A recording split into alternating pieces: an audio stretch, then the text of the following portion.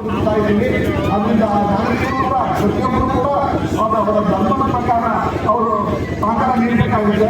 ಅದರಿಂದ ಯಾವುದೇ ಒಂದು ಕೂಡ ಎದುರಿಸಕ್ಕೆ ನಾವು ಸಿದ್ಧವಾಗಿದ್ದೀವಿ ಅಂತ ಹೇಳಿ ಕೇಂದ್ರ ಸರ್ಕಾರ ತಯಾರಿದೆ ಅಂತ ಹೇಳಿ ಸಂದರ್ಭದಲ್ಲಿ ಹೇಳ್ತಾ, ಇನ್ಮೇಲೆ ಅವರು ಪಾಕಿಸ್ತಾನದವರು ಇಂಥ ಹಿರಿಯ ಕೃತ್ಯವನ್ನು ಬಿಟ್ಟು ಅವರು ನಾಗರಿಕರ ರಕ್ಷಣೆಗೆ ಮುಂದಾಗಬೇಕು.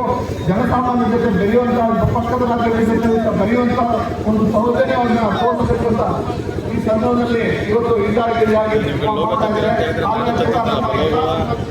ಇವತ್ತು ಮುಸ್ಲಿಂ ಬಾಂಧವರು ಕೂಡ ನಮ್ಮ ಜೊತೆಯಲ್ಲಿ ಕೈ ಜೋಡಿಸಿದ್ದಾರೆ. ಅದಕ್ಕೋಸ್ಕರ ಅವರು ದೇಶಭಕ್ತಿ ಏನು ಅನ್ನೋದನ್ನ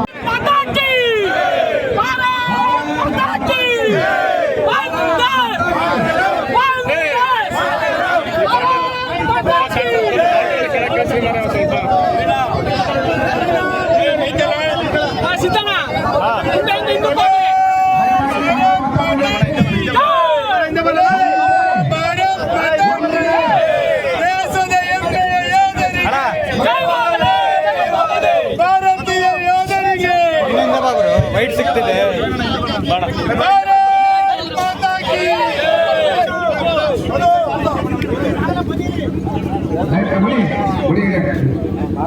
ಇವತ್ತಿನ ನಂಜನಗೂಡಿನಲ್ಲಿ ನಡೆದಂತ ತಿರಂಗ ಯಾತ್ರೆಯನ್ನು ಕುರಿತು ನಮ್ಮ ನಂಜನಗೂಡಿನ ಮೈಸೂರು ಜಿಲ್ಲಾ ಜಾತ್ಯತೀತ ಜನತಾದಳದ ಅಧ್ಯಕ್ಷರಾದ ನಸೀರ್ ಸಾಹೇಬ್ ಅವರು ಸಭೆ ಕುರಿತು ಮಾತನಾಡ್ತಾರೆ.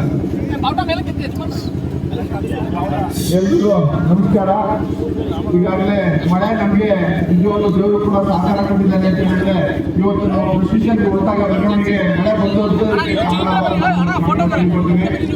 ಆದರೆ ಇವತ್ತಿನ ದಿನ ಇವತ್ತು ಎಲ್ಲ ವಿಶೇಷವಾಗಿ ಇವತ್ತು ಮಸೀದಿಯ ಧರ್ಮಗುರುಗಳು ಕೈ ಜೋಡಿಸಿದಂಥದ್ದು ಇದು ಒಂದು ಒಳ್ಳೆ ಸಂದೇಶ, ಒಳ್ಳೆ ಬೆಳವಣಿಗೆ.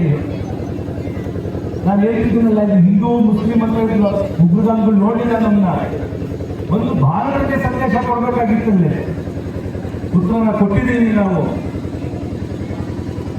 ಹಾಗಾಗಿ ಎಲ್ಲವೂ ಕೂಡ ಇವತ್ತು ಈ ತಿರಂಗ ಯಾತ್ರೆಗೆ ಬಂದಿರತಕ್ಕಂಥ ಎಲ್ಲವೂ ಕೂಡ ಈ ದಿವಸ ನಮ್ಮ ನಂಜನಗೂಡು ತಾಲೂಕಿನಲ್ಲಿ ಪಕ್ಷಾತೀತವಾಗಿ ತಿರಂಗ ಯಾತ್ರೆಯನ್ನು ನಾವು ಹಮ್ಮಿಕೊಂಡಿದ್ದೇವೆ.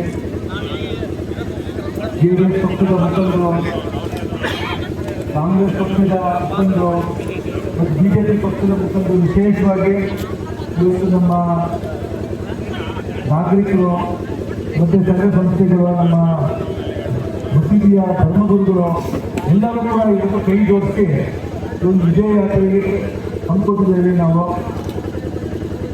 2019ರಲ್ಲಿ ಪುಲ್ವಾಮಾ ಮೇಲೆ ದಾಳಿ ಮಾಡಿದ ಸಂದರ್ಭದಲ್ಲಿ ಯೋಧರ ಮೇಲೆ ಹಲ್ಲೆ ಮಾಡಿ ಅವತ್ತು ಉಗ್ರವಾಗಿ ಭಾರತ ಸರ್ಕಾರ ಸರ್ಜಿಕಲ್ ಸ್ಟ್ರೈಕ್ನ ಹಮ್ಮಿಕೊಂಡಿದ್ವಿ ನಾವು. 5 ವರ್ಷ ಆದರೂ ಪಾಕಿಸ್ತಾನದವ್ರಿಗೆ ಬುದ್ಧಿ ಕಲಿಸಲಿಲ್ಲ. ಇವತ್ತು ಪಹಲ್ಗಾಮಲ್ಲಿ ಏಪ್ರಿಲ್ 22ನೇ ತಾರೀಕು ಪಾಪ ಅಲ್ಲಿ ಬಂದಂಥ ಪ್ರವಾಸೋದ್ಯಮಿಗೆ ಬಂದಂಥ 28 ಜನಕ್ಕೆ ಅಲ್ಲಿ ಗುಂಡಿನ ಮೇಲೆ ದಾಳಿ ಮಾಡಿ ಅಂತ ಸಾಕಿದ್ದಾರೆ. ಪಾಪ ಗುಂಡಿನಲ್ಲಿ ಆದಿಲ್ ಹುಸೇನ್ ಶಾ ಅಂತ ಒಬ್ಬ ಪಾಪ ಬಡ ಕುಟುಂಬದವರಲ್ಲಿ ಅಲ್ಲಿ ಏನೋ ಜೀವನ ಸಾಗಿಸ್ಕೊಂಡಿದ್ದು ಯಾಕೆ ಕೂಡ ದಾಳಿ ಮಾಡ್ತಿದೆ ಅಂತ ಹೇಳಿದ್ಮೇಲೆ ಅವ್ರ ಮೇಲೂ ಕೂಡ ಉಗ್ರಗಾಮಿಗಳು ಅವ್ರ ಮೇಲೂ ಕೂಡ ದಾಳಿ ಮಾಡಿದ್ರು. ಅಲ್ಲಿ ಉಗ್ರಗಾಮಿಗಳಿಗೆ ಹಿಂದೂ ಮುಸ್ಲಿಂ ಅಂತ ಗಂಡ ಕಾಣುತ್ತಿಲ್ಲ.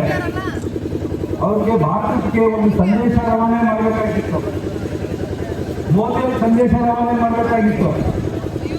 ಅದಕ್ಕೆ ಪ್ರತಿಯುತ್ತರವಾಗಿ ಆಪರೇಷನ್ ಸಿಂಧೂರನ್ನು ಹಮ್ಮಿಕೊಂಡು ನಾವು ಪಾಕಿಸ್ತಾನ ಹೊರಗಡೆ ಹೋಗಿ ಅಲ್ಲಿ ಉಗ್ರಗಾಮಿ ನಡೆಸಿದಂಥ ಟ್ರೈನಿಂಗ್ ಕ್ಯಾಂಪು ಶ್ರೀಪಟ್ಟಲ್ಲೂ ಏಕಾಏಕಿ ರಾತ್ರಿ 1 ಗಂಟೆಗೆ ದಾಳಿ ಮಾಡಿ ಯಾವ ಥರ ಉತ್ತರ ಕೊಟ್ಟಿದ್ದೀನಿ ಅಂತಕ್ಕಂಥದ್ದು ಅವರು ನಿಲ್ಲಿಸ್ಕೊಂತಾರೆ. ಇವತ್ತು ಅವರಾಗಿ ಅವರು ಶರಣರಾಗಿ ಮುಂದೆ ಈ ಥರ ನಡ್ಕೋಣ ಅಂತ ಹೇಳಿದ್ದಾರೆ.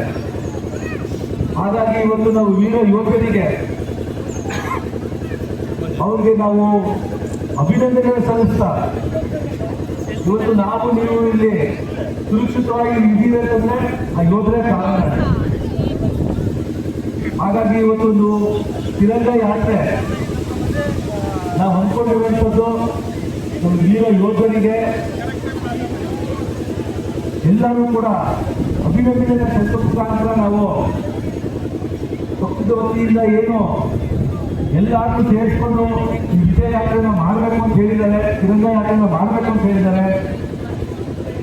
ಎಲ್ಲ ನಮ್ಮ ನಂಜನಗೂಡು ಕ್ಷೇತ್ರದ ಪ್ರಬುದ್ಧ ನಾಗರಿಕರು ಈಗ ಬರೀ ಅವರ ನೆಲೆಗಳನ್ನ ಧ್ವಂಸ ಮಾಡಿದ್ರು. ಇವತ್ತು ಪಾಕಿಸ್ತಾನದವರು ಆ ನೆಲೆಗಳನ್ನ ಮತ್ತೆ ಉಳಿಸ್ಕೊಳ್ಬೇಕು ಅಂತಂದ್ರೆ ಕನಿಷ್ಠ 10 ವರ್ಷಗಳ ಅವಕಾಶ ಬೇಕಾಗ್ತದ.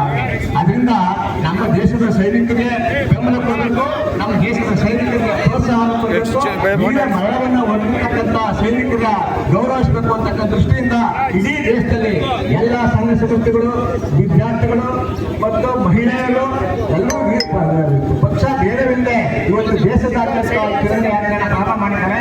ಈ ತಿರಂಗ ಯಾತ್ರೆ ಎಲ್ಲಾ ಕಡೆ ಸಕ್ಸಸ್ ಆಗಿದೆ.